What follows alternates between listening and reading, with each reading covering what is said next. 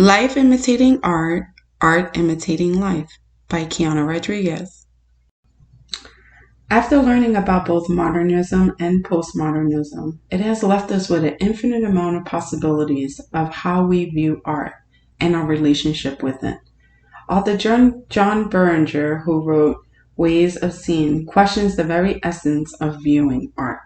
He said that, and I quote, "The way we see things is affected by what we know or what we believe," end quote.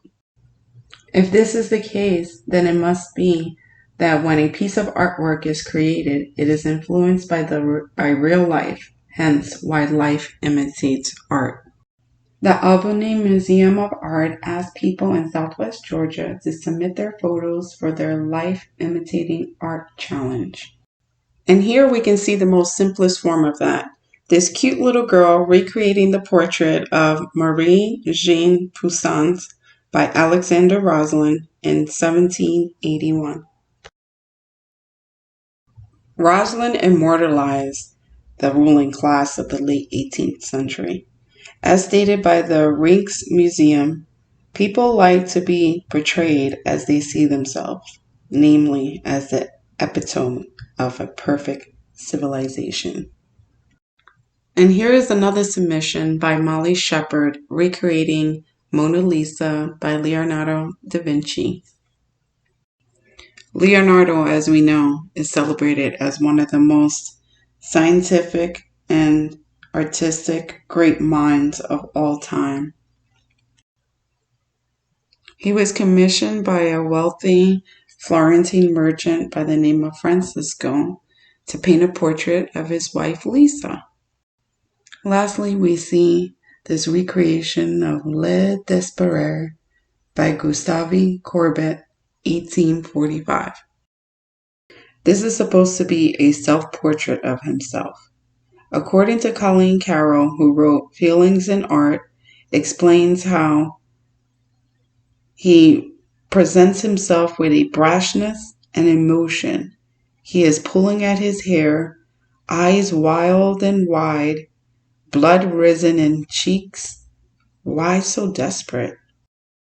Now that we've seen an example of how life imitates art, what happens when the observer becomes the art? Here we see two ladies at a museum and unknowingly become part of the art. Photographed by Stefan Drachtin. His project began in 2014 when he captured a man sitting in front of a painting in Berlin. Ever since then, he made a series out of it. And now we can see how life imitates art even without knowing it.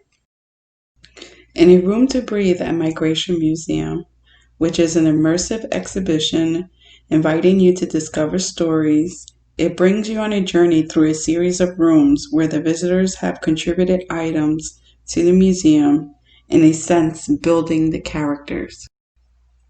When art imitates life, we feel a deeper emotional attachment to that art, as if you share a mutual past together, something that links you to that piece.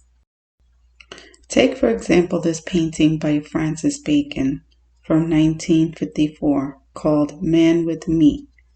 It is a combination of the portrait of Pope Innocent X by Diego Velázquez, his most famous painting for this period, combined with The Slaughtered Ox by Rembrandt about 1640.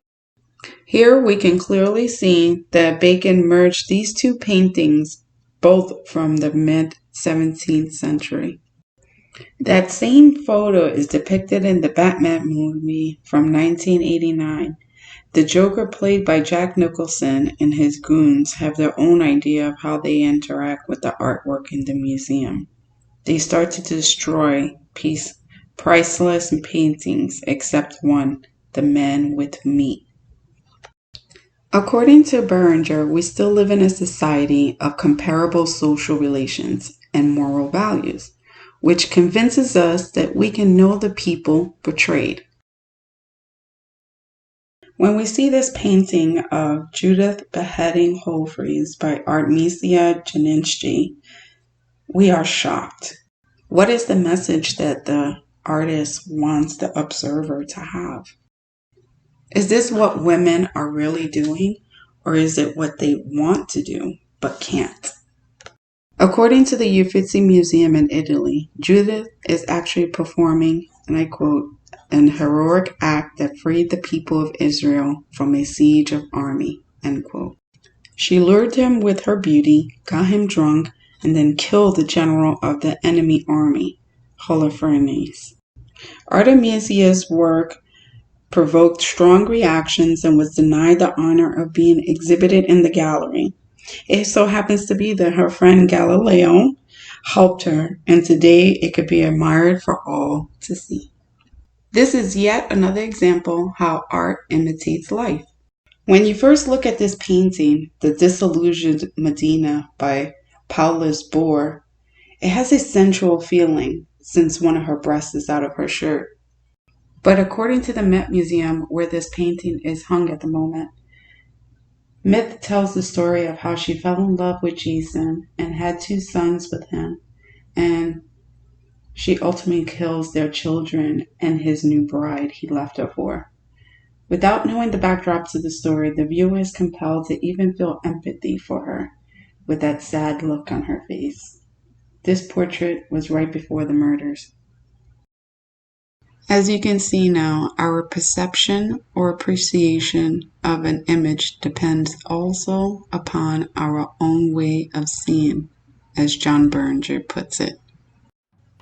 As we look at these images, we can see how life imitates art and art imitates life.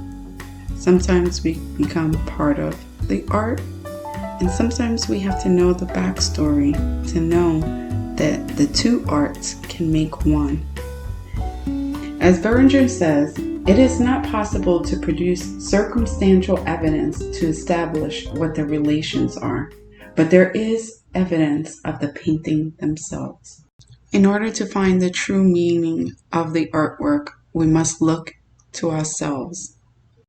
After viewing all of these images, we can clearly see how life imitates art and art imitates life.